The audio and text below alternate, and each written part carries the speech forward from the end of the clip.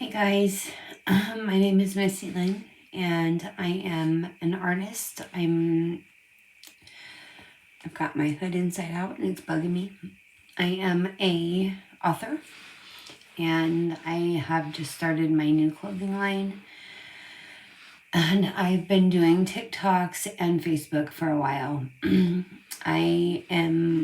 Have decided that I want to try this platform, YouTube, to start out with my Felonies and Poppy Seeds story. I have a blog out there and it is just partially done. And I've been writing my book for a while and I hope to get it published by the end of this year. I want to give you some background and some trigger warnings. I'm not going to go into the story tonight. This is just kind of an introduction. So I'm 44 years old. I have been through domestic violence with a clinically diagnosed psychopath. I went through drug addiction with heroin, needles. At the end of my 7-year relationship with my abuser, we had had a daughter together, and she was 1.5, and she was killed in front of me and my 2 older daughters, who are now 27 and 25.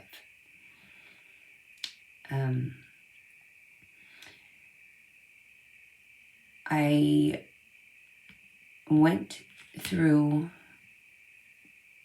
so much trauma that I didn't realize the trauma that I actually went through.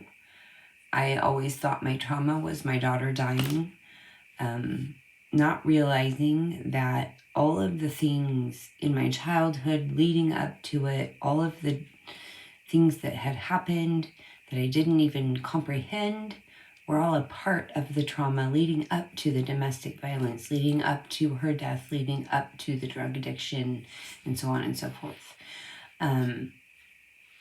My blog is, like I said, it's Felonies and Poppy Seeds, and it is very kind of all over the place. I started it in fight or flight. I have been living the most hellish 10 years of fight or flight that I know, running so hard from grieving sober that I was killing myself.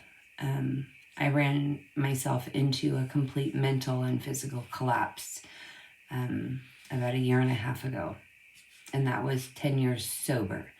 Being sober and grieving and trying to manage life after something like that is excruciating.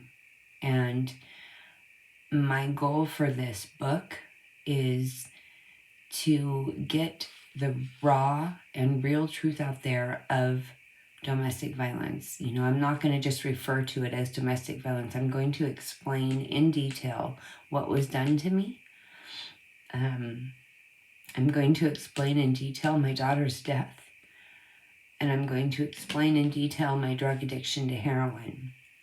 So it comes with massive trigger warnings. But when I got clean after all of that, I made the choice I was going to just kill myself. I could not manage the memories of my daughter sober. You know, it was easy to go see her grave,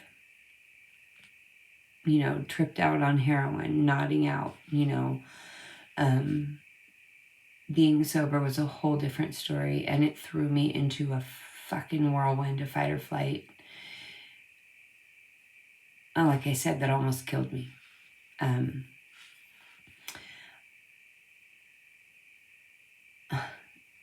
There's so much to say, and the book is hopefully going to be published this year, by the end of this year, which is coming up. But I was going to kill myself And for the sake of my other daughters, who I love with all my heart, I decided to try to stay alive. And the only thing I could think of to do with that is to share my truth on such a real level that people who are living these nightmares don't feel alone. Because I'll tell you what, I was an advocate for 6 years for domestic violence, sexual assault, and sex trafficking. And the stories I heard from my caseload blew my fucking mind. People live horror stories. People are born into horror stories.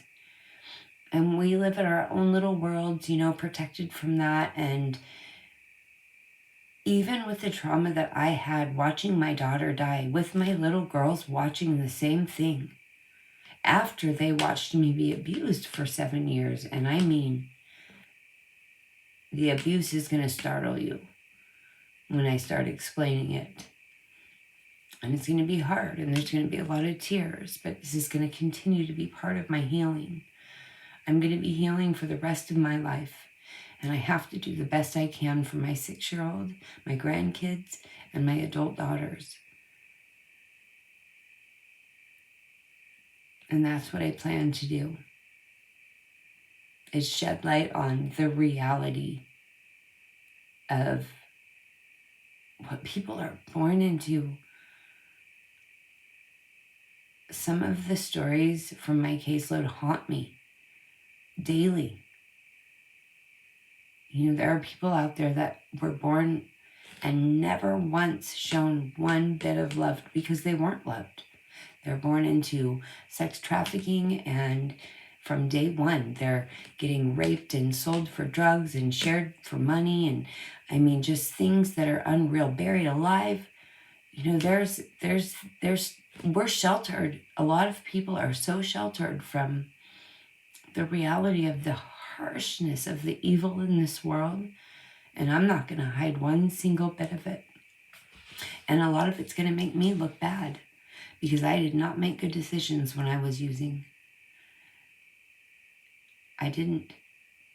And on this channel, there's going to be no victim shaming. I want to teach about that. I want to teach about resilience. I want to teach about privilege. And I'm going to put it out there hardcore. Probably more hardcore than you've heard, unless you've lived it yourself. And if you have lived it yourself, please, if you're going to listen to this, take care of yourself. Because I don't want to send anybody back into spinning if they're on a good healing path. But I do want to, make sure nobody feels alone either.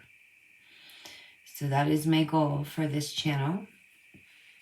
I'm going to do the best I can. I have a lot of health issues going on that really have changed the course of my life.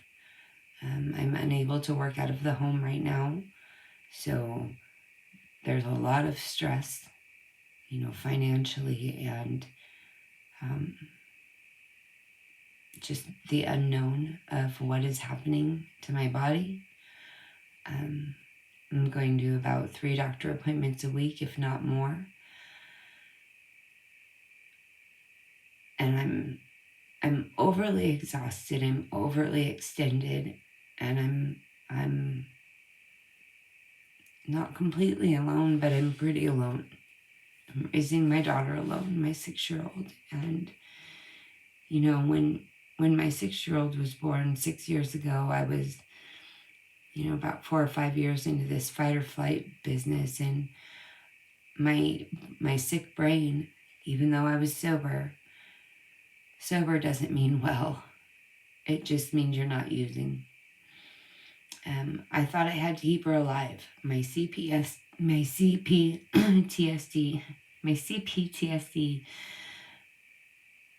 immediately when she was born went into this direction of, I have to keep this baby alive. She was healthy. She was fine. I was taking her temperature 10 plus times a day. I was asking her how she felt when she got old enough to speak, 20 times a day. to the point to where when she was about 3, she didn't tell me if she didn't feel good because she didn't want me freaking out. Not freaking out on her, but like, get in the car, we gotta go to the doctor, you know, oh my God, something's wrong, da da da da. I mean, I caused harm. And I'm here to admit my faults along with my truths. And I'm here to grow and learn every single day and hopefully help you guys do the same. So if this is something that seems like it could help you or help someone you love or open your eyes, please continue to join me.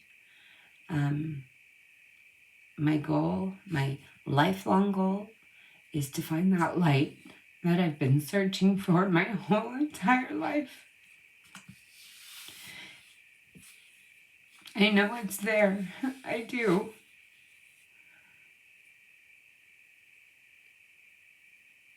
And I'm hoping that through this together, I can find it. And maybe you can too if you haven't.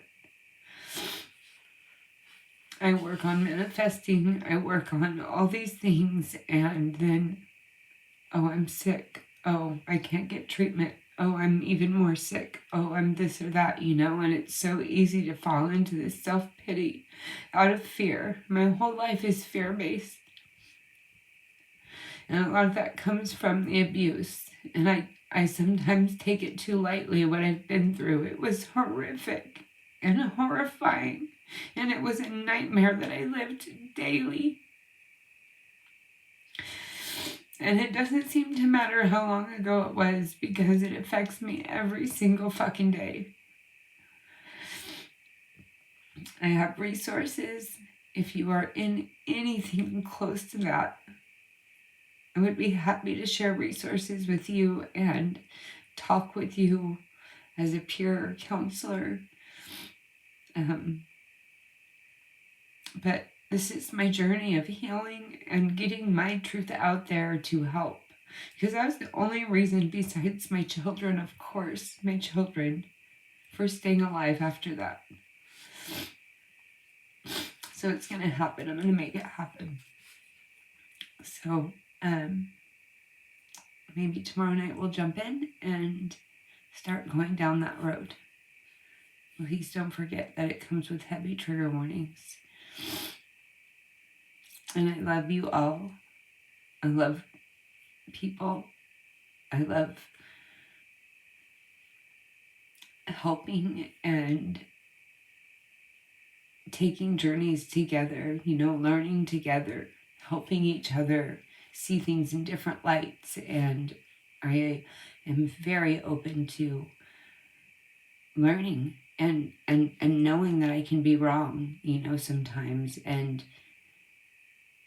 being excited to be told and corrected so that I can be a better human every day.